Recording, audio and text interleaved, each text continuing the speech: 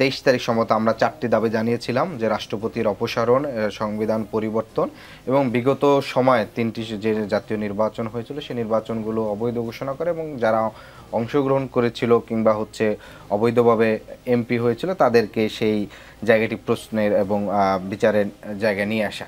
ফলশ্রুতিতে এই যে আজকের যে দাবিটি 5টি দাবি জানানো হয়েছে, সেই দাবির ক্ষেত্রে যে এটি শুধু ইশরাকের শপথ গ্রহণ কিংবা এই টেনশনের জন্য করা হয়েছে, এটি কোনোভাবে ঠিক নয়। আরেকটি বিষয় জাস্ট এখানে জি, আমরা সুস্পষ্টভাবে গত 3টি নির্বাচনের যে প্রক্রিয়া ছিল এবং সেই 3টি নির্বাচন অবৈধ ঘোষণার বিষয়ে আমাদের আগেই বক্তব্য ছিল, এটা সেই গত অক্টোবর থেকে। এবং অক্টোবরে আমরা কিন্তু তখন জুলাই ঘোষণাপত্র চেয়েছিলাম, যেটি নিয়ে আমরা রাজনৈতিক দলগুলোর সাথে বসেছিলাম অফিসিয়ালি আনঅফিসিয়ালি, কিন্তু পরবর্তীতে যখন ডিসেম্বরে যখন জুলাই ঘোষণাপত্র নিয়ে আমরা আবার দাবি তুলেছিলাম, তখন বলেছিল যে পরবর্তীতে 1 মাসের মধ্যে দেওয়া হবে। কিন্তু আমরা দেখেছিলাম যে বৃহত্তর রাজনৈতিক দলের একটা নানা ধরনের সদিচ্ছার অভাব আছে।